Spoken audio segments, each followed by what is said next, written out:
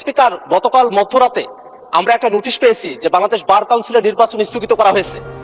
সেই স্থগিতকরণের কারণ হিসেবে বলা হয়েছে যে দেশে তীব্র জ্বালানি সংকট, এই কারণে বার কাউন্সিলের নির্বাচন স্থগিত করা হলো।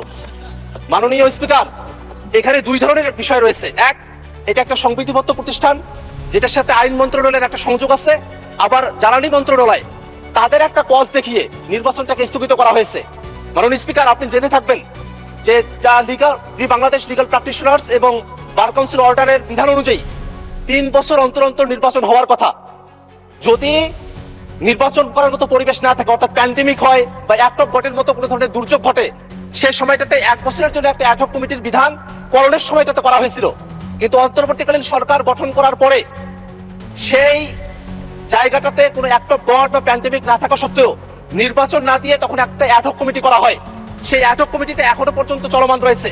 সেই অ্যাডহক কমিটি থেকে একটা গণতান্ত্রিক যাত্রায় উত্তরণের জন্য একটা নির্বাচনের সময়সীমা ঘোষণা করা হয়েছিল যে 19শে মেতে নির্বাচনটা অনুষ্ঠিত হবে।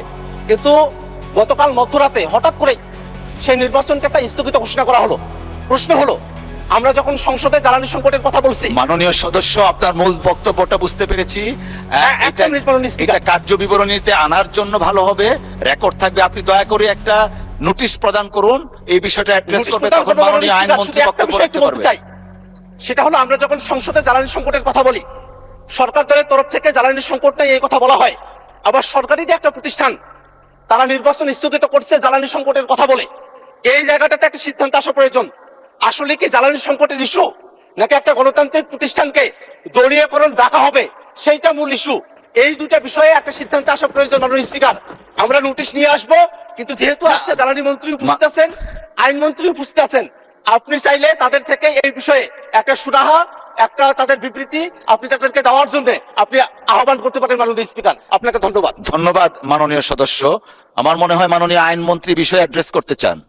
দয়া করে মাননীয় আইনমন্ত্রীকে মাইকটা দিবেন প্লিজ। মাননীয় স্পিকার, আপনাকে ধন্যবাদ। আপনার মাধ্যমে মাননীয় সদস্যকেও ধন্যবাদ যে উনি একটি অতি গুরুত্বপূর্ণ ইস্যু আপনাদের সামনে এনেছেন। উনি দুইটি বিষয় বলেছেন, pandemic and act of god.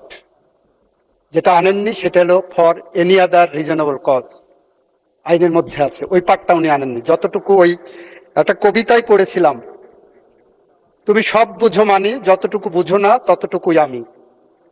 উনি সব বুঝেন, এটা যেমন মানি, কিন্তু যতটুকু উনার প্রয়োজন ততটুকু উনি আনেন, এর বাইরেরটুকু আনেন না। অবশ্যই সংসদে, অবশ্যই নির্বাচনে যাওয়ার জন্যই এই 8 সপ্তাহ বা 7 সপ্তাহ 8 সপ্তাহ সরকার দায়িত্ব গ্রহণের পরে, গত 18 মাসে যখন নির্বাচন হয়নি, আমরা দায়িত্ব গ্রহণ করার পরেই বার কাউন্সিলের নির্বাচন উদ্যোগ গ্রহণ করেছি। এবং সেই ব্যাপারে বার কাউন্সিল একটি স্বায়ত্তশাসিত প্রতিষ্ঠান, আপনি জানেন, তারা স্বকীয়ভাবে স্বাধীনভাবে সিদ্ধান্ত নেন। মাননীয় স্পিকার, বার কাউন্সিলের উনি যে কথাটা বললেন জ্বালানি মন্ত্রণালয়কে টেনে এনে শুধুমাত্র একটা কারণে, সেই প্রেস রিলিজ আমিও পড়েছি, আমার নোটিশও এসেছে।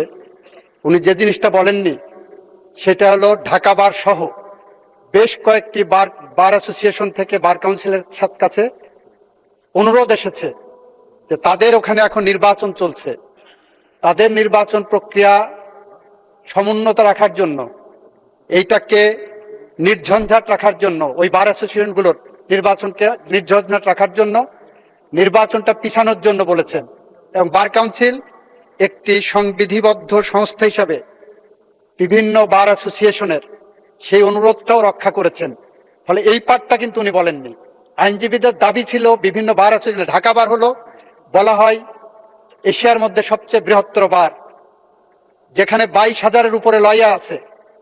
সেই বারের নির্বাচন সামনে, 29 তারিখে সেই বারের নির্বাচন, সেই নির্বাচন প্রক্রিয়াকে সামনে রেখে সেই অ্যাসোসিয়েশনের পক্ষ থেকে যে অনুরোধ এসেছে, বার কাউন্সিল আমি মনে করি তাদের নিজস্ব মেধা, প্রজ্ঞা, স্বকীয়তা এবং স্বাধীনতা অ্যাপ্লাই করেছেন।